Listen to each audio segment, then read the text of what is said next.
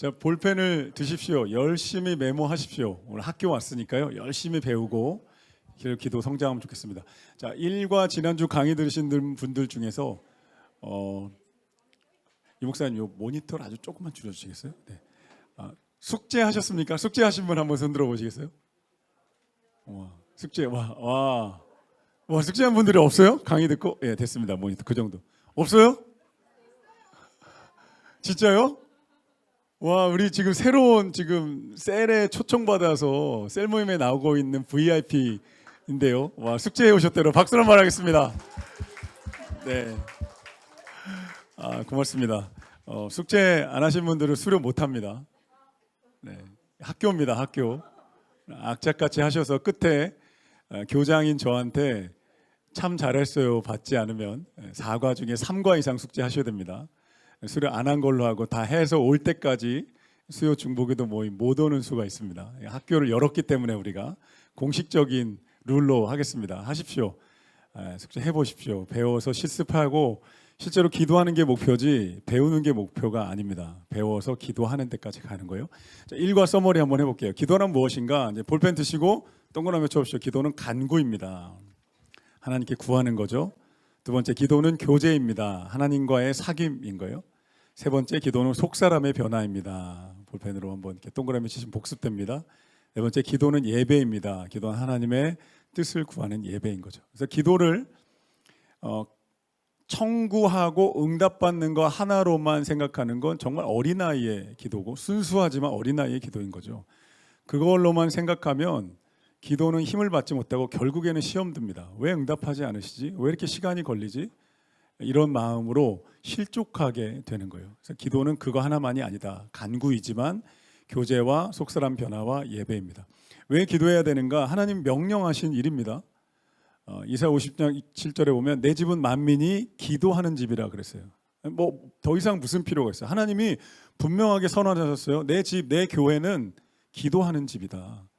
그리고 마가복음 9장 29절에 예수님이 기도 외에 다른 것으로는 이런 능력이 나갈 수 없다. 기도 외에 안 된다고 분명하게 말씀하셨어요. 기도하는 것이 하나님의 뜻입니다. 기도를 통해 하나님과 친해지고 속사람 변화되고 하늘의 능력을 공급받습니다. 어떻게 기도해야 되는가? 1번 골방에 기도해야 됩니다. 사람들을 의식하며 기도하면 자칫 기도가 변질될 수 있습니다. 아닐 수도 있고요. 근데 가능성 위험한 면이 있죠. 두 번째는 하나님의 뜻이 이루어지기를 뜻. 세 번째는 포기하지 말고 기도해야 됩니다. 네 번째는 중보 기도로 그리고 영적 전쟁으로 기도해야 합니다. 1과 서머리 넘어갔고요. 이제 이번 주 기도 과제 했어야 합니다. 간구의 기도, 사귐의 기도, 겟세마네 기도 한 10분 정도씩이라도 이 내용을 담은 기도. 그러니까 그냥 내가 하는 기도 말고요. 내가 필요한 기도, 뭐 아이들과 가족과 교회와 이런 기도 하는 기도 말고 이렇게 새롭게 배운 기도를 잠시라도 하면서 내 걸로 한번 만들어. 10분도 괜찮습니다. 그냥 조용히 찬양 틀어놓고 그냥 요 내용에 따라서 기도 짧게라도 한번 해보십시오. 그래서 그 기도가 어떤 건지 한번 몸으로 체득하면 좋겠어요. 자, 이 강 들어가 볼게요. 응답받는 기도 10페이지 가보겠습니다. 응답받는 기도의 비결. 여러분 무슨 분야 어떤 일이든 비결이 있죠. 예. 피아노를 치는 분들도 우리 아까 이현주 성도님도 피아노를 칩니다. 피아노를 배우는데도 비결이 있고 원리가 있죠. 그냥 되는 게 아니죠. 어느 날 내가 와가지고 이현주 성도님에게 저가 내일부터 피아노 이 정도로 잘 치고 싶은데 될까요? 이렇게 물으면 속으로 뭐라고 생각할까요? 정말 말이 안 된다 이렇게 생각하겠죠. 비결과 원리를 가지고 습득하고 쌓아와서 오늘 있는 거고. 그래서 신기하게도 악보를 보면 손가락이 그냥 움직인대요. 너무 신기하지 않나요? 모든 악기 연주자들이 다 그래요. 처음에는 도레미 빠바바바밤 이라고 뭐 바이올린 하죠. 트럼펫 불죠. 피리도 피아노도 도미솔 도미솔 랄랄라 솔 젓가락 두 개가 똑같아요. 띵 이렇게 되잖아요. 이거 하다가요. 이게 쌓였는데 어느 날 악보를 보면 내 손가락이 그냥 움직이는 거예요. 의식하고 하는 게 아니에요. 기도도 마찬가지입니다. 어떤 분야든 수영도 마찬가지예요. 수영 하십니까 여러분? 수영 가가지고 처음부터 선생님한테 선생님 제가 오늘 내일 당장 버터플라이 하고 싶네요. 나비처럼 날아 수영하고 싶은데 가능할까요? 선생님이 음파부터 시작하십시오. 수영 음파 아시죠? 코로 하고 나올 때 파 하는 거. 이거부터 발판 잡고 일주일, 2주일 해야 그게 돼야 수영이 되는 것처럼 기도도 원리가 있고 비결이 있다. 예수님이 분명히 가르쳐 주셨고 성경 안에 있다는 거예요. 그러니까 그냥 열심히 하는 것으로 안 된다는 거예요. 그냥 열심히 하는 것으로. 자동차 정비하는 사람이 있다고 생각해 보세요. 자동차 정비 열심히 한다고 될까요? 전문가가 와서 5분이면 고쳐집니다. 그런데 열심히 이것저것 다 부실 수가 있는 거예요. 그래서 기도도 원리와 비결이 있다는 거예요. 요한복음 15장 7절 읽어볼게요. 다 같이 시작. 너희가 내 안에 거하고 너희 안에 거하면 무엇이든지 원하는 대로 구하라. 그리하면 이루라. 내 말이 너희 안에 구하면, 내 말이 너희 안에 구하면. 예레미야 29장에 너희가 내게 부르짖으며 내게 와서 기도하면 내가 너희의 기도를 들을 것이요 너희가 온 마음으로 나를 구하면 나를 찾을 것이요 나를 만나리라. 어떻게 해요? 온 마음으로. 온 마음으로. 동그라미 땡이야. 온 마음으로. 설렁설렁 건성 말고 다른 모든 옵션과 가능성과 카드가 있는데 그냥 하나님 거기에 끼워 넣지 말고 하나님만이 내 유일한 삶의 옵션인 것으로 고백하며 기도할 때. 그래서 응답받는 기도가 되려면 하나님 뜻과 마음의 간절함이 조화를 이루어야 합니다. 응답받는 기도의 5가지 비결을 오늘 함께 배워볼게요. 첫 번째는 하나님의 뜻에 합당하게 구해야 합니다. 이걸로 끝난 겁니다, 사실은. 응답받는 기도 그냥 이걸로 끝난 겁니다. 하나님의 뜻에 합당하게 구하면 하나님의 뜻에 합당하게 응답하십니다. 요한일서 5장 14절 읽어볼게요. 시작. 그를 향하여 우리가 가진 바 담대함이 이것이니 그의 뜻대로 무엇을 구하면 들으심이라. 아멘. 1번에 하나님이 이기심과 탐욕으로 하는 기도에 응답하지 않으십니다. 우리 기도가 응답받지 못하는 이유는 기도가 자기 욕심에 근거할 때가 있기 때문에 그래요. 항상 그렇지는 않지만 내 욕심, 내 바람. 때로 우리 기도 이렇게 할 때가 있죠. 내가 정답 만들어 놓고 하나님 이거예요? 이거예요? 이거 주셔야 돼요? 이거 말고는 없어요? 이거야 라고 강요할 때가 있죠. 근데 우리가 지난주에 보면 기도는 예배다라는 말의 의미는 하나님 이거 정말 필요해요? 제 생각엔 이거예요? 그런데 내 뜻대로 마시고 하나님이 더 선하시니까요. 하나님이 더 많이 아시니까요. 하나님 나를 나보다 더 사랑하시니까 하나님의 뜻대로 되기를 원합니다. 할렐루야. 이게 예배예요. 이게 하나님을 향한 신뢰고 이걸 믿음이라고 합니다. 하나님이 더 잘하시고 더 선하시다는 고백으로 나오는 거예요. 하나님의 뜻대로. 그래서 야고보서 4장 3절 읽어볼게요. 시작. 구하여도 받지 못함은 정욕으로 쓰려고 잘못 구하기 때문이라. 정욕으로 쓰려고. 그래서 예수님의 이름으로 기도해야 합니다. 이거 굉장히 중요합니다. 우리가 기도 마무리를 예수님의 이름으로 기도합니다고 마무리하잖아요. 그럼 예수님의 이름으로 기도합니다가 주문이 아닙니다. 예수님의 이름이라는 말 속에 포함된 뜻은요.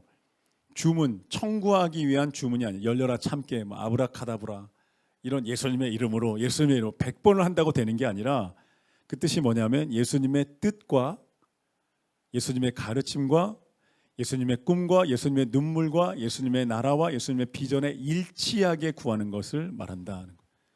그래서 예수님께 일치된 기도는 나를 변화시키고 세상을 변화시키는 힘이 있습니다.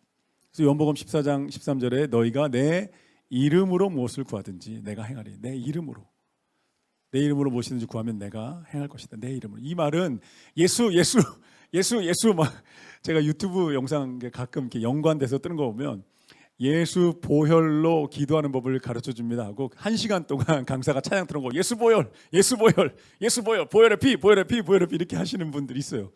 틀린 거 아닙니다. 동의합니다. 그런데 주문처럼 하는 건 아닌 거예요. 진짜 예수의 이름의 의미가 뭐냐? 예수 십자가의 보혈이 이루신 일이 뭐냐? 명확한 신학을 지식을 가지고 있어야 돼요. 그렇게 믿어야 되는 거예요. 우리 지난주에 우리 엄주 형제님과 김세한 자매님이 엄주 형제님 밤새 이제 일하고 아침에 이 기도학교 와서 제가 너무 고마워서 두 사람을 이제 모시고 가서 식사를 대접했어요. 오늘 그 소문을 들었나 형제님들이 더 왔습니다. 우리 시간 어렵게 내서 와주신 우리 형제님들에게 박수 한번 하겠습니다. 모셔서 밥 먹는데 우리 엄주 형제님이 이제 여러 가지 이렇게 질문들을 막 이제 담임 목사와 이제 마주 앉았으니까 막 궁금했던 질문들을 막 던졌어요. 그 중에 하나가 뭐냐면 목사님 하나님의 음성을 어떻게 듣는 건가요? 하나님의 뜻은 어떻게 분별하나? 이런 질문이죠. 어떻게 음성 들을까요?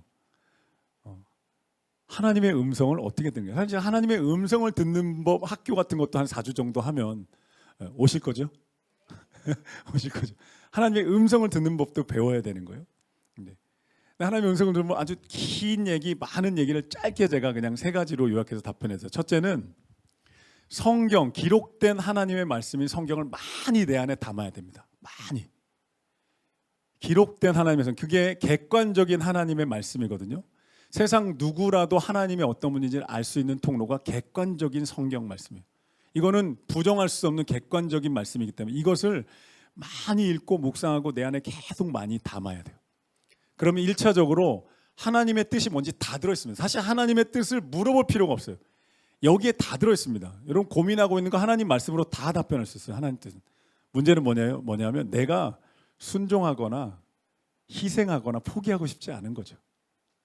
이거 딱 그런 얘기 있잖아요. 어떤 사람이 낭떠러지에서 떨어져서 나무줄기를 하나 잡고 버틴 거예요. 버티다가 살려주세요, 살려주세요. 사람들이 응답하니까 하나님, 저 좀 살려주세요. 그때 하나님의 음성이 들린 거예요. 그 잡고 있는 나무줄기를 놓아라.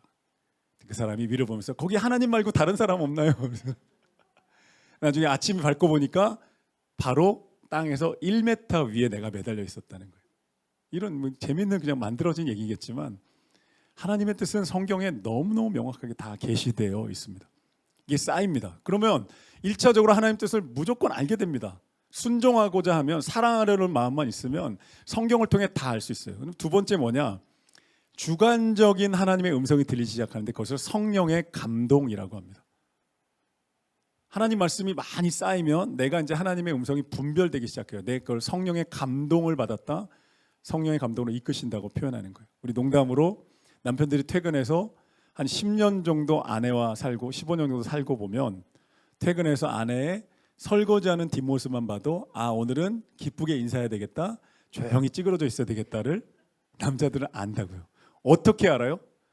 말해서 아는 게 아니에요. 함께 보낸 시간이 쌓여서 딱 보고 그 어깨 그 달가락거리면서 그릇 내려놓는 그 강도 가지고 아는 거야. 아 우리 오늘 여사님이 상당히 성질이 하늘을 찌르고 계시는구나. 몸 조심해야 되겠다. 그리고 조용히 여보 나왔어. 그리고 알아서 애기들 치우고 옷 치우고 이렇게 되는 거죠.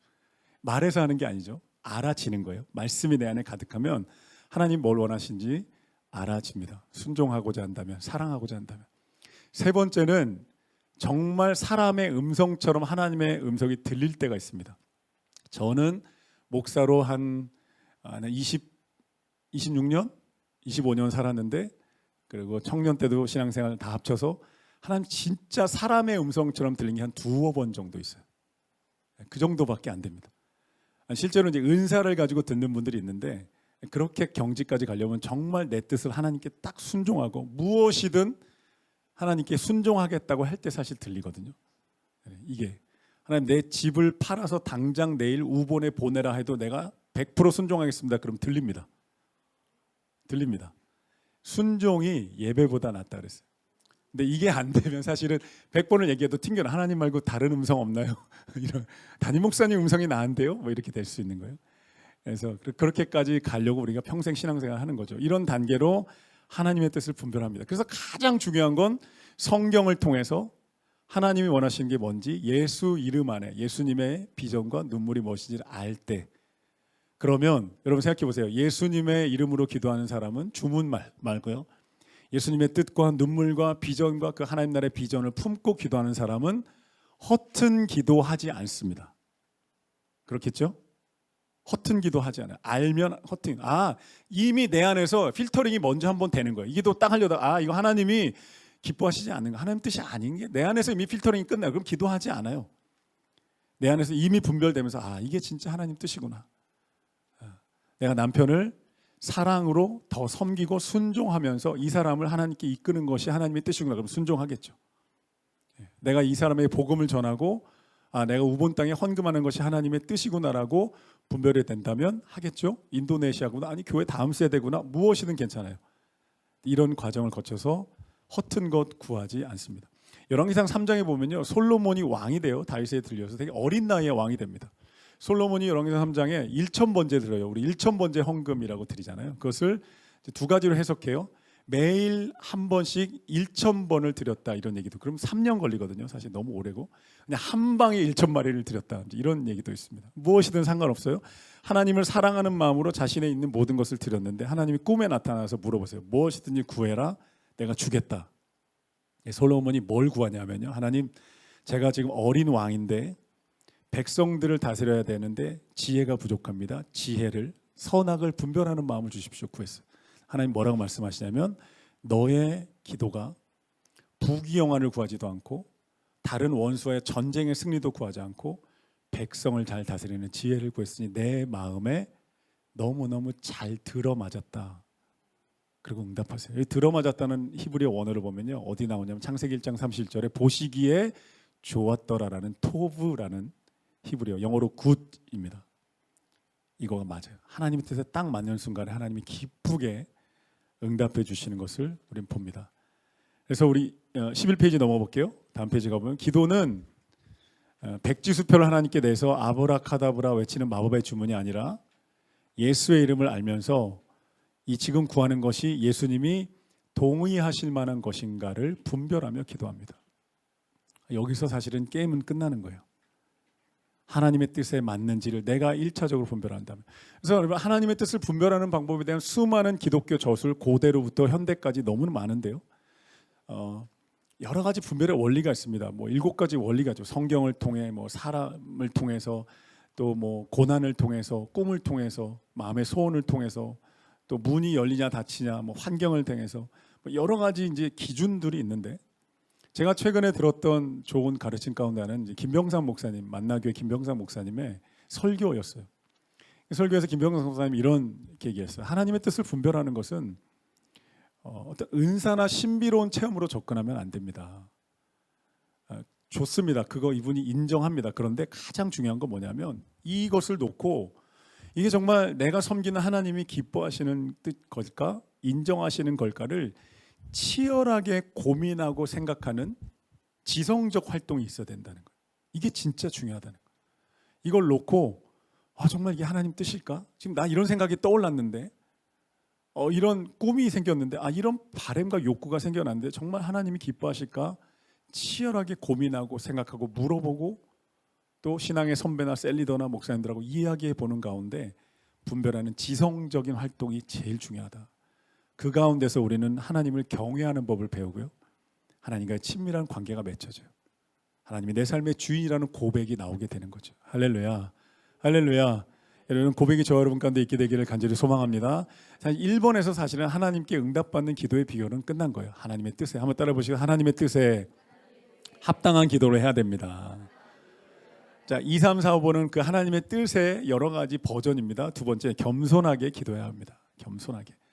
하나님은 교만한 자를 멀리하고 겸손히 엎드리는 자에게 은혜를 베풀어 주십니다. 베드로전서 5장 5절 읽어볼게요. 시작. 하나님은 교만한 자를 대적하시되 겸손한 자에게는 은혜를 주십니다. 하나님 겸손한 자에게 응답하십니다. 땅에 엎드려 엘리야가 3년 6개월간 극심한 가뭄이 들었을 때 그는 땅에 엎드려 얼굴을 무릎 사이에 넣고 기도했어요. 이게 여러분 성경에 정말 몸부림치며 기도하는 몇 가지 명장면이 있거든요. 사무엘상 1장에 보면 한나가 어떻게 기도했냐? 어떻게 기도했죠? 한나가 술 취한 사람처럼 기도했어요. 본당에 와서요. 떼굴떼굴 그러면서 하면서 기도한 거. 들어 지나가다가 우리 부목사님들 에이, 술 취하신 분 여기 들어오시면 안 돼요. 그럼 낙제 보고 진짜 간절하게 기도하는구나. 축복해주면 목회자들이 영적으로 분별한 거죠. 두 번째 명장면은 예수님의 겟세마네 기도죠. 땀방울이 핏방울 될 때까지 기도하셨어요. 사람이 어떻게 기도하면 땀이 피가 될까요?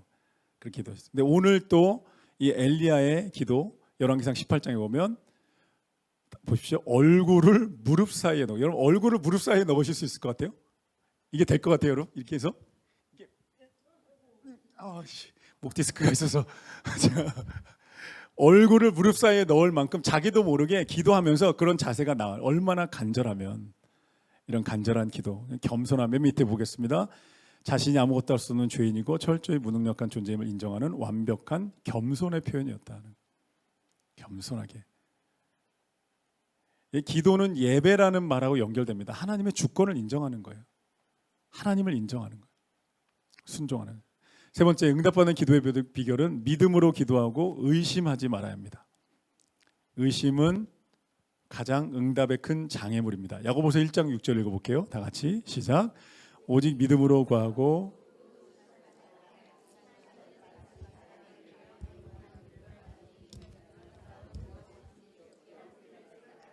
아멘. 바람에 밀려 요동하는 물결이 있다는 거예요. 얼마나 연약하고 얼마나 흔들려요, 바람에. 근데 의심하는 자들은 그렇게 흔들려요. 의심이라는 단어 두 마음을 품는다고 이렇게 표현하거든요. 두 마음은요, 나눠진 마음이죠. 뭐 의심하는 거는 하나님이 응답해도 줘도 괜찮고 여기서 좀 풀려도 괜찮고, 이게 이제 이스라엘 열왕기상 18장의 갈멜산에서 엘리야가 외쳤던 음성이죠. 하나님과 바알 사이에서 언제까지 왔다 갔다 하려는가, 마음을 정해라. 그래서 한 마음, 온전한 마음이라고 표현하는 거예요. 여러분, 두 마음이 아니라 온전한 마음으로 기도할 수 있기를 간절히 바랍니다. 아멘. 두 마음이 아니라 한 마음이라는 거예요. 하나님이 우리에게 원하시는 것은 그래서 믿음입니다. 믿음은 하나님의 선하심과 전능하심에 대한 신뢰입니다. 신뢰. 여러분, 믿음은 신뢰입니다. 믿음을 종교적으로 접근하면 안 됩니다. 규칙을 지키고 교회에 나와서 어떤 활동하는 것이 믿음이 아니고 하나님을 향한 인격적 신뢰, 하나님의 뜻을 향한 신뢰가 여러분 믿음이에요. 우리 앞을 가로막는 태산도 하나님께는 작은 티끌에 불과하다는 것을. 마가복음 11장 24절 읽어볼까요? 시작. 무엇이든지 기도하고 구하는 것은 받은 줄로 믿으라. 그러면 너에게 그대로 되리라. 아멘. 믿으라는 거예요. 예수님이 나사렛에 가셨을 때요, 기적을 행하지 않으셨어요. 다음 페이지 가볼게요. 그곳의 사람들이 주님을 믿지 않고 아무런 기대감도 없었기 때문입니다. 맨 위에 아무런 기대감도 없었기 때문입니다. 주님은 기대하지 않는 곳에서 일하시지 않습니다. 그래서 믿음의 또 다른 표현은 기대감입니다. 믿음이란 하나님이 뭔가 하실 거라고 기대하는 거예요. 뭔가 하실 것 같아요. 뭔가 하실 거다. 뭔가 분명히 당신의 선한 일을 이루실 거라는 기대감이 내 안에 있는 거예요. 그래서 그렇게 기도하는 사람들 내 입에서 그런 말이 나옵니다. 하나님이 하실 거예요. 하나님 분명히 뭔가 행하실 거예요. 할렐루야. 하나님이 이루실 거예요. 하나님이 도와주실 거예요. 이 믿음의 고백이 내 입에서 나오기 시작해야 된다는 거예요. 네 번째, 낙심하지 말고 끝까지 기도해야 합니다. 낙심하지 말고 하나님의 뜻에 맞게 구해야 합니다. 그 다음에 연약함을 겸손하게 기도하고 믿음으로 의심하지 않고 기도하고, 마지막 네 번째, 끝까지 기도해야 됩니다. 당장 눈에 보이는 환경 변화가 없더라도 기도를 포기해서는 안 됩니다. 하박국 2장 3절 읽어볼게요. 시작. 이 묵시는 정한 때가 있나니 말이 속히 이르겠고 저때 비록 더딜지라도 기다리라. 지체되지 않고 반드시 응하리라. 아멘. 정한 때 표시해 보세요. 정한 때가 있다. 하나님의 때가 있다. 여러분, 하나님이 우리 인생을 주관하신다는 의미는요, 두 가지 의미가 있는데, 하나는 우리의 시간을 주관하신다는 거고요, 두 번째는 만남을 주신다는 거예요. 하나님이 우리 인생을 이끄시는 두 가지 방법, 우리의 시간을 주관하시고 하나님 만남의 축복을 주신다고요. 그래서 제가 우리 다 동일한 경험을 할 것 같아요. 기도하면서 하나님의 은혜를 구하면 하나님이 만남의 축복을 주세요. 할렐루야. 할렐루야. 누군가를 만나고 누군가를 통해서 내가 살아나고 성장하게 하시고 변화시키시는 만남의 축복이 있다고요. 자녀들을 위해 기도할 때 만남의 축복을 위해 기도하셔야 되고요, 시간의 축복이 있어요. 하나님의 때가 있다. 하나님의 때가 가장 베스트인 줄로 믿습니다. 하나님의 때가 베스트입니다. 밑에 볼게요. 하나님의 일하실 시간을 드려야 합니다. 하나님 일하실 시간을 드려야 돼요. 우리는 조급하죠. 우리 뜻대로 이루어지기를, 당장 되기를 원하지만 하나님은 수많은 변수와 상황들을 종합적으로 고려해서 선한 일을 행하십니다. 하나님은 합력하여 모든 것을 선을 이루십니다. 합력하여. 그래서 그 시간 동안 우리에게 필요한 것은 인내입니다. 인내가 필요하다. 하나님이 일하시는 네 가지 변수가 있는데요. 옆에 페이지나 한번 공 페이지에다 한번 그림을 그려보세요. 네 가지 변수가 이렇게 네 개를 그리고 가운데 하나님의 응답이라고 써볼게요. 첫 번째 변수는 하나님의 뜻이죠. 당연히 하나님의 뜻이라는 변수가 있습니다. 그건 절대 상수죠. 하나님의 뜻이 이루어져야 돼요. 그런데 하나님의 뜻이 왜 우리가 원하는 대로 우리의 시간대로 안 이루어지냐면 다른 변수들이 있기 때문에 하나님이 그것을 계속 모아가시는 거예요. 두 번째 변수는 인간의 자유의지죠. 인간이 나무막대기가 아니기 때문에 저와 여러분을 너무 존귀한 존재로 지으셨기 때문에 이것을 침해하지 않으세요. 침해하지 않고 존중하시는 하나님의 사랑의 존중이 있습니다. 자유의지가 있죠. 그 다음에 세 번째 변수는 인간의 죄성입니다. 인간의 죄는 언제나 하나님의 뜻을 거스려서 반대로 튕겨나가잖아요. 이 변수가 또 하나 있는 거예요. 네 번째 변수는 악한 영들의 미혹이 있어요. 네 가지가 사각형으로 만들어져서 중간에 하나님의 응답이 이루어져요. 그러니까 얼마나 그림 그리셨나요? 도표가 됐나요? 네. 그러니까 하나님이 얼마나 복잡하고 시간이 많이 걸리시겠어요. 하나하나를 다 인간을 존중해야 되죠. 인간의 죄성을 설득해서 바꿔야 되죠. 사단의 미혹들을 차단해야 되죠. 하나님 뜻 이루어야 되죠. 그래서 모든 것이, 그래서 응답에 로마서 8장 28절 한번 써보시겠어요? 로마서 8장 28절. 하나님을 사랑하는 자 곧 그 뜻대로 부르심을 입은 자들에게는 모든 것이 합력하여 선을 이루느니라. 아직 도표 가운데 있습니다. 강의한 말고요. 도표 그리고 이런 변수를 통해서 하나님이 일하고 계시기 때문에 하나님 한번 따라 보시겠어요? 하나님께 시간을 드려야 합니다. 옆 사람에서 인사하겠습니다. 하나님께 시간을 드리세요. 어깨 탁 치면서 한번 인사하겠습니다. 좀 기다려봐요. 믿고 기다려봐요. 아멘. 믿고 기다리는 거죠. 우리 하나님 얼마나 선하시고 얼마나 전능하신지를 믿고 기다리는 것이 기도입니다. 그래서 이번 기도는 하나님을 향한 신뢰의 싸움입니다. 끝까지 믿어보겠다는 거예요. 끝까지 믿어보겠다는. 누가복음 18장에 보면 아주 가난한 과부가 도시의 악한 재판장에 가서 자신의 억울함을 원한을 풀어달라고 끝까지 간구합니다. 그 악한 재판장이 뭐라 그런지 알아요? 와, 이 과부 때문에 너무 힘들다. 피곤하다. 들어줘야 되겠다. 이렇게 말해요. 예수님이 이 비유를 통해 말씀하시는 거예요. 악한 재판장도 들어주는데 하물며 하늘에 계신 하나님이 들어주시지 않겠는가. 할렐루야. 그 하나님이 오래 참으시겠는가 이렇게 얘기합니다. 마크 베터슨이라는 저자가요, 서클 메이커라는 기도에 대한 책에서 기도의 응답이 지연되는 4가지 이유를 우리에게 말했어요. 첫째는 하나님이 유일한 응답이라는 것을 알려주기 위해서. 강의 안에 없습니다. 지연되는 동안에 하나님이 4가지 우리에게 가르치신다는 거예요. 첫째는 하나님이 유일한 우리의 인생의 해답이다. 가르치는. 하나님이 유일한 하나님이다. 두 번째, 지금 주면 하나님과 멀어질까 봐. 그런 거 너무너무 많잖아요. 축복을 받고 하나님 떠나요. 탕자가처럼. 그래서 지금 주면 멀어지니까 하나님이 일단은 준비시키는 거예요. 세 번째는 더 좋은 것을 준비하신다. 네 번째는 기다리는 동안에 실력을 키우게 하신다. 영적으로 자라나게 하시고 성숙하게 하시는 시간. 하나님께 시간을 드려야 돼요? 안 드려야 돼요? 드려야 돼요? 안 드려야 돼요? 하나님께 시간을 드려야 합니다. 하나님의 선한 일을 행하실 시간을 드려야 합니다. 아메리카 인디안 부족은요, 가뭄이 올 때마다 기후제를 드리는데 100% 확률로 비가 내린대요. 왜냐하면 추장이 이렇게 답합니다. 비결 같은 것은 없습니다. 우리는 그저 비가 올 때까지 기후제를 지냅니다.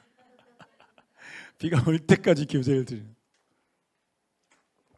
이 세상 미신적인 기후제도 비가 올 때까지 드리는 끈기가 있는데 우리는 하물며 선하신 하나님께 기도할 때 끈기를 가지고 믿음으로 기다리는. 그래서 여러분, 믿음은 기다림으로 완성됩니다.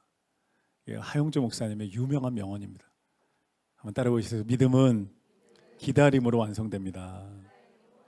기다림. 눈앞에 당장 구름이 안 보이더라도 비 준비하신 하나님, 일하신 하나님 믿고 가는 거죠. 끝까지 믿다가, 끝까지 하나님 신뢰하다가 우리 하나님 품에 안기는 저 여러분 되기를 간절히 소망합니다.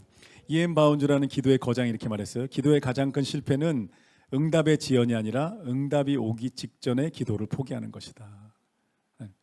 생각해 보세요, 여러분. 아브라함이 아들을 약속받은 게 75세였거든요. 아들이 몇 살에 태어나요? 이삭이 100살에 태어납니다. 25년을 기다렸어요. 근데 아브라함이 24년만 기도하고 멈췄다면 어떻게 됐을까요? 그 24년은 내년에 아들 오는데, 내년에 아들 태어나는데 여기서 딱 멈추면 얼마나 아쉬워요. 저희 그 둘째 이모부가 예수 믿게 된 이야기 제가 금요 성령 집회 때 한번 오후 예배 때 말씀드렸던 것 같아요. 둘째 이모부의 동생이 불교대학 교수였고 이모분의 모든 가족, 우리 이모 포함 사촌들이 다 그리스도인이었어요. 아빠를 얼마나 전도하고 싶었겠어요. 근데 아빠가 안 믿는다. 내 동생과의 의리를 지켜야 된다. 아빠 그러다 천국에서 우리 못 만나요. 못 만나도 어쩔 수 없다. 안 믿는다 이랬어요. 그리고 연로하셔서 이제 암에 걸리셨고 아프셨어요. 아파가지고 계속 시러시로 앓다가 호스피스 병동까지 가신 거예요. 너무너무 자녀들의 마음이 얼마나 애 같아요. 그래서 기도하다가 평생 기도했는데 호스피스에서 잠깐 깨어났다가 다시 의식을 잃다가 반복하다가 드디어 준비하라고 그 선생님이 이야기하셨어요. 근데 그 준비하라고 말하고 나서 의식이 잠깐 돌아온 거예요. 딸들이 달려가서 막내 아가요 펑펑 울면서 아빠 예수 믿어야 된다. 우리랑 같이 간다. 그 잠깐 의식 동안에 아빠가 그래 그러자 그러고 의식 이루셨어요. 평생 이모랑 자녀들 기도한 그 마지막 순간에 그래 그러자 한마디 딱 영접하고 세상 떠나셨어요. 그 평생의 기도가 그 마지막 한순간을 향해 가고 있던 거죠. 할렐루야. 할렐루야. 끝까지 여러분 비가 올 때까지 기도하는 저 여러분 되기를 간절히 바랍니다. 오늘 5번째 기도 응답의 비결은 내 안에 맺힌 미움을 풀고 용서해야 합니다. 용서해야 됩니다. 마가복음 11장 24절 읽어볼게요. 다 같이 시작. 무엇이든지 기도하고 구하는 것은 받은 줄로 믿으라. 서서 기도할 때 아무에게나 혐의가 있거든 용서하라. 주시리라. 아멘. 용서하라. 예수님이 기도를 가르치시는데 용서의 원리를 말씀하셨어요. 좀 어떻게 보면 잘 안 맞는 것 같은데 왜냐하면 볼게요. 1번 용서가 기도의 통로를 열기 때문입니다. 하나님과의 관계는 우리 옆에 있는 이웃과의 관계와 연결돼 있어서요. 누구를 향해서 원한이 맺히거나 밉거나 용서를 못하면 기도에 혈관이 막힙니다. 용서하지 못하는 마음이 내 기도를 꽉 앞에 가로막고 여러분 있다는 거예요. 되게 예수님 충격적인 비유를 하나 하셨는데 마태복음 18장에 보면 주인이 자기 종에게 1만 달란트 잘못한 횡령에 오늘날로 치면 잘못한 종을 탕감해주고 용서합니다. 1만 달란트가 얼마인지 아세요? 1달란트가 6천 데나리온이고 한 데나리온이 1일 품삯입니다. 그럼 1달란트가 거의 9억 원 정도 됩니다. 그 1만 달란트는 얼마냐면 9조 원입니다. 예수님 비유인데 어마어마한 거죠. 그러니까 한 종이 있었는데 청직이었던 거예요. 그래서 당신이 내 재산에서 1만 달란트 9조 원을 횡령을 했는데 내가 오늘 당신을 용서해 줄 테니까 그렇게 앞으로 살지 마시오. 용서해서 보냈어요. 얼마나 큰 용서를 받았다는 뜻이에요, 예수님이. 근데 이 사람이 가다가 동네에서 자기에게 100데나리온 빚진 자의 멱살을 잡아요. 100데나리온이 얼마냐면 한 1,000만 원 정도 됩니다. 멱살을 닦고 네가 내 1,000만 원을 떼먹어? 어떻게 내가 사람으로 그럴 수 있어? 멱살을 잡는. 이 얘기가 주인에게 들린 거예요. 주인이 다시 불렀어요. 내가 너에게 9조 원을 용서해 줬는데 너가 1,000만 원을 용서를 못해? 너의 용서를 취소하겠다. 이게 뭘 말하는 거냐면 우리가 어떤 사람을 미워하고 용서하지 못할 때 내가 하나님께 얼마나 큰 은혜와 용서를 받았는지 기억하라는 거예요. 감히 내가 십자가의 은혜로 용서받은 내가 누구를 어떻게 미워하고 어떻게 정죄할 수 있을까? 그런 마음이 들지라도 그 순간에 우리가 내가 얼마나 큰 은혜를 받았고 용서받았는지를 기억하면서 나도 그 사람을 용서하고 그 사람과 화해하기를 노력해라. 그것이 은혜 받은 자의 마음이고 그 마음이 하나님과의 관계를 연다는 거예요. 할렐루야. 하나님과의 관계를 연다. 용서로 마음을 열고 기도의 문을 열어야 된다. 용서해야 됩니다. 용서는요 감정이 아닙니다. 의지로 하는 거고요. 계속 안 떠오를 때마다 용서하는 거예요. 반복해서 용서하는 거예요. 그리고 예수님의 이름으로 축복해 주는 거예요. 떠나보내는 거예요. 그러면 용서하지 못하는 마음은요 독이 든 잔을 내가 마시면서 상대가 죽기를 바라는 것과 같습니다.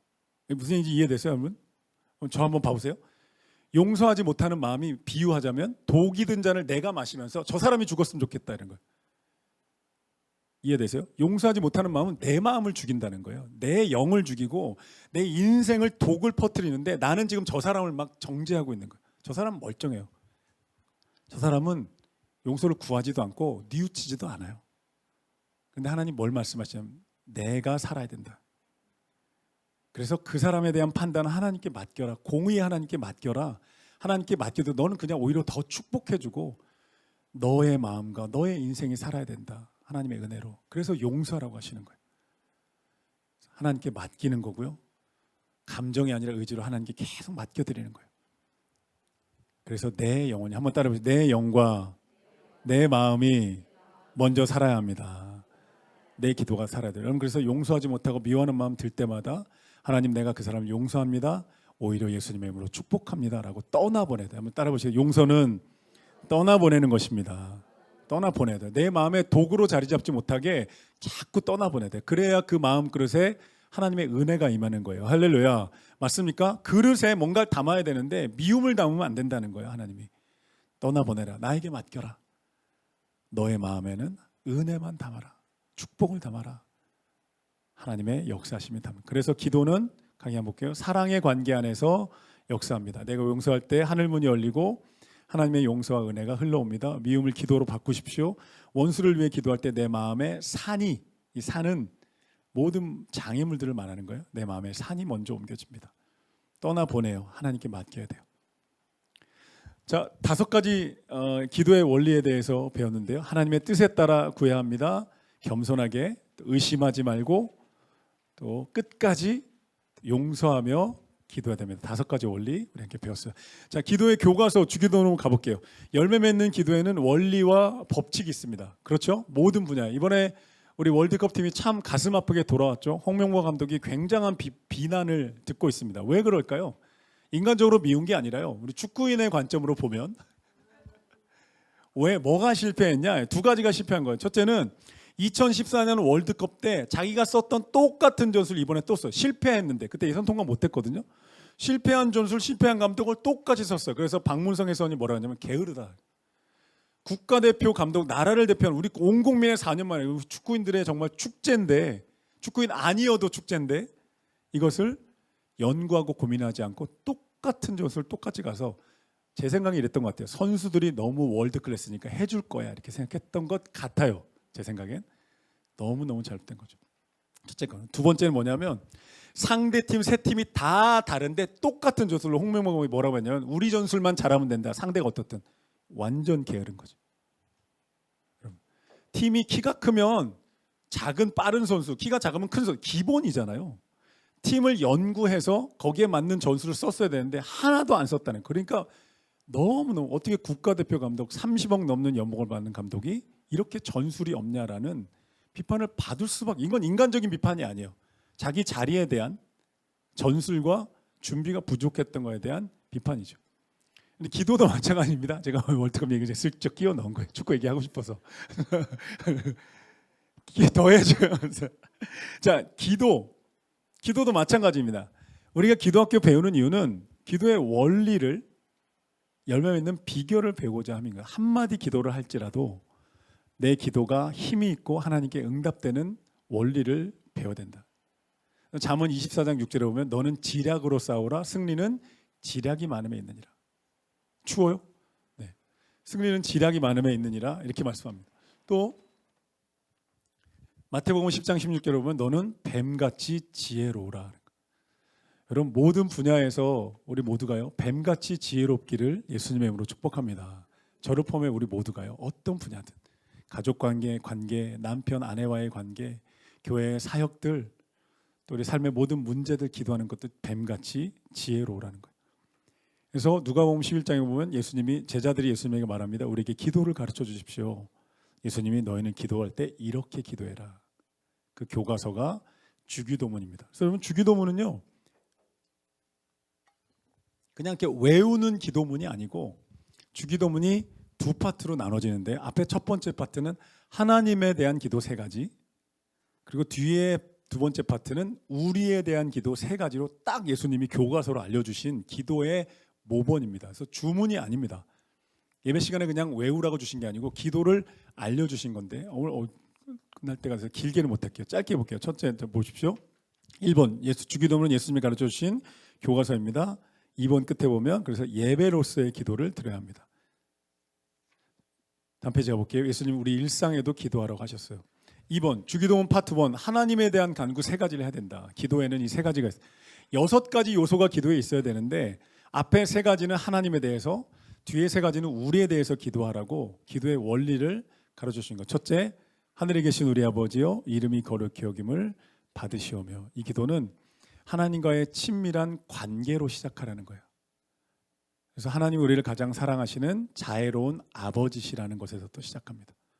하나님에 대한 사랑과 신뢰의 마음으로 기도해라. 올바로 정렬돼야 된다. 그래서 우리 신앙 고백 어떻게 해요? 사도신경의 가장 위대한 신앙 고백은 전능하사 천지를 만드신 하나님 아버지를 내가 믿어. 모든 기도와 예배는 2가지로 들어가는 거예요. 경배와 사랑으로 들어가는 거예요. 경배와 사랑이다. 관계로 시작합니다. 두 번째, 나라가 임하시오며. 하나님의 나라가 우리 삶의 모든 영역 가운데 왕이신 하나님의 샬롬과 생명의 통치가 임하기를, 샬롬이 임하기를, 하나님의 나라와 뜻이 이루어지기를.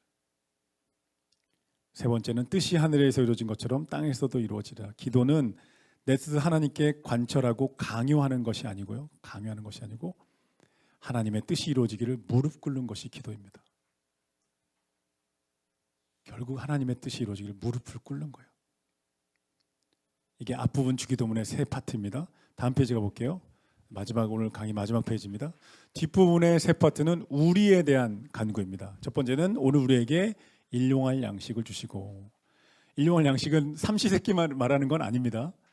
우리에게 필요한 모든 것들, 육적인 필요 그리고 영적인 양식까지도, 우리의 필요, 모든 일하고 공부하고 가족 간의 관계, 꿈꾸는 모든 것, 교회 사역들, 자녀들, 모든 일상이 하나님께 소중하다. 한번 따라해 보시죠. 나의 모든 일상이 하나님께 소중합니다. 아멘. 역사 문서 인사하겠습니다. 당신은 하나님께 너무너무 소중합니다. 밑에 캠벨 몰간 목사님의 이야기입니다. 어떤 여자 성도님이 오신 거예요. 하나님, 목사님에게 물어본 거예요. 제가 정말 사소한 것들도 기도해도 되나요? 목사님이 답한 거예요. 자매님, 전능하신 하나님 보기에 자매님의 모든 것은 작습니다. 그러나 하나님께 당신의 모든 것은 어떤 것도 사소하고 어떤 것도 중요치 않은 것이 없습니다. 왜요? 하나님의, 우리는 사랑받는 자녀이기 때문에 우리 삶의 모든 것, 숨쉬는 모든 것 하나하나. 저희 어머니는 쇼핑하러 갈 때, 하나님 오늘은 초록색 잠바에 차이나 기스로 된 것으로 단추한 4개 달린 거 사게 해주세요. 가면 어느 쇼핑 매점에 그 잠바가 걸려 있더라. 할렐루야. 이런 것도 우리 하나님의 관심사라는 거예요. 이런 것부터 시작해서 하나님의 모든 것이 중요하다. 일용할 양식. 하나님, 여러분 손대어 하는 모든 일들이 번성케 되기를 날마다 기도합니다. 우리 성도님들의 사업장, 일, 자녀 교육 다 잘 되기를, 하나님의 은혜가 있기를 항상 축복하며 기도합니다. 두 번째, 우리가 우리에게 죄 지은 자를 사해 준 것 같이 우리 죄를 사하시고. 이것은 일상의 모든 관계가 풍성하기를 기도하는 거예요. 우리는 관계로 살아가잖아요. 그리고 우리가 용서할 수 있고 사람들과 행복한 관계를 맺으며 살도록 기도하는 거죠. 가족 간의 관계, 교회와의 관계, 서로 간의 관계.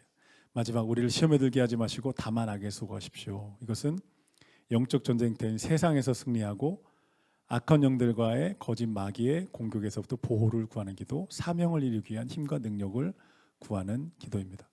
사실 이제 주기도문 사실 기도학교 4주 하다 보니까 제가 와, 이걸로 안 되겠다. 한 14주는 해야 되나? 7주 해야 되나 이런데요. 주기도문 하나만 가지고도 이거 가지고 정말 너무너무 깊이 있는 교과서인데, 느낌만 오늘 받아가시면 돼요.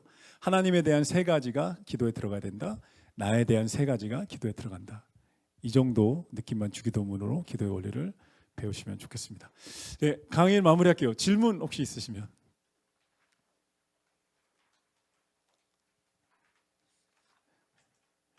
네, 질문 없으시면 우리 나눔 질문 다음 페이지에 가보면 나눔 질문 4가지인데 시간 될 때까지 15분 정도 나눔 질문 한번 함께 나누도록 하겠습니다. 중간에 질문 있으면 손 드시면 제가 찾아가서 답변해 드리도록 할게요. 네. 배운 것들을 복습하면서 한번 이렇게 잠깐 한 10분 정도 이렇게 혼자 기도해 보면서 내 걸로 만들면 좋겠고요. 기도하는 것이 목표입니다. 기도학교는 한 가지가 마무리 좀 해볼게요. 언제나 응답받는 기도의 비결, 이런 말에 오해해서 무슨 자판기에 컴퓨터에 공식을 넣어서 답을 얻는 게 아니고, 언제나 이런 관계라는 단어를 마음에 두셔야 합니다. 신앙은 하나님과의 관계입니다. 무언가 내가 능숙해지는 기술을 익히는 게 아니고요, 종교 활동하는 게 아닙니다. 지난주에 제가 유튜브 뉴스를 하나 보니까 힌두교의 어떤 사람이 신 앞에 평생 서 있기 위해서 평생 앉지 않고 서는 고행을 한 거예요. 판때기를 이렇게 해주고 앉지 않고 서 있는 거예요. 이렇게 짚고 다리가 피가 안 통하니까 정말 코끼리 다리처럼 이렇게 부어서 발가락도 죽음 직전까지 가는 거예요. 그런 게 종교죠. 근데 기독교는, 신앙은 관계입니다. 하나님과의 관계. 그래서 기도에 응답받는 비결도 그 관계로 해석을 해야 돼요. 하나님, 저는 이게 참 좋아 보이고 이게 필요해요. 하나님, 이런 부분에 응답이 있었으면 좋겠는데 하나님은 어떻게 생각하세요? 저는 이게 맞다고 생각하는데 또 이게 정말 절실한데 하나님 어떻게 생각하세요? 제가 어떻게 하면 좋겠어요? 기다리는 동안에 그러니까 수동적인 기다림이 아닌 거죠. 응답을 기다리는 동안 하나님 제가 이 기다리는 시간 때 뭘 하길 원하세요? 제가 더 용서하기 원하세요? 더 지혜롭기를 원하세요? 하나님 어떤 부분 성장하고 어떻게 하면 좋을까? 이거 묻고 기도하는 가운데 저도 마찬가지입니다. 여러 가지 상황들 놓게 계속 하나님께 물어봅니다. 하나님 어떻게 하면 좋을까요? 하나님 인도해 주세요. 하나님 어떻게 하면 계속 기도를 하나님께 질문해 놓잖아요. 그럼 어느 순간에 아까 얘기한 2단계 성령의 감동이 어느 날 기도하는 가운데 내 안에 이렇게 쓱 옵니다. 와 이거구나. 하나님 이렇게 하라시는 거구나. 성령의 감동이 옵니다. 그래서 기도의 가장 기본값이 부르짖는 기도라면 두 번째 기본값이 듣는 기도가 돼야 되는 거예요. 사실 기도학교가 좀 더 다양하게 나중에 가을에 할 수 있을까 모르겠네요. 엄마 먼저 기도학교. 그러면 남성들이 못 오나요? 제목 바꿔볼게요. 아무튼 그래서 그런 기도를 한번 다양한 기도를 한 번씩 한 7주에 7개 배우는 것도 한번 해볼까 싶은데, 그러니까 듣는 기도. 그래서 하나님이 어떻게 하기를 원하시는지 성령의 감동을 내내 받고 기도하는 관계입니다. 한번 따라해서 기도는 하나님과의 깊은 관계입니다. 그다음에 교회는 우리 옆 사람과의 관계죠. 이렇게. 그다음에 선교는 이웃과 열방을 향한 관계. 관계라는 키워드로 신앙을 좀 이해하셔야 돼요. 옆 사람 보면서 한번 이렇게 얼굴 위아래 쳐다보면서 당신은 하나님이 내게 주신 선물입니다. 인사하겠습니다. 아멘. 이렇게 이 시간에 기도할게요. 한번 통성으로 기도하고 우리를 위해서 한번 기도하고 교회를 위해 한번 기도하고 마치도록 할게요. 응답받는 5가지 기도의 비결을 배웠습니다. 하나님의 뜻에 합당하게 겸손하게 의심하지 말고 끝까지 포기하지 말고 용서하며 기도해야 합니다. 이 시간 기도할 때 하나님 우리 기도가 하나님의 뜻과 하나님의 원리에 딱 맞춰지게 하여 주시고 우리 기도가 응답되는 역사하는 기도가 되게 하여 주시옵소서. 나의 뜻을 관철하는 것이 아니라 하나님의 뜻이 하늘에서 이루어진 것처럼 땅에서도 내 가정에서 내 인생과 내 교회에서 우리 모든 삶 가운데 하나님의 선하신 뜻이 이루어지게 하여 주시옵소서. 우리 주님을 한번 모르고 통성으로 기도하겠습니다.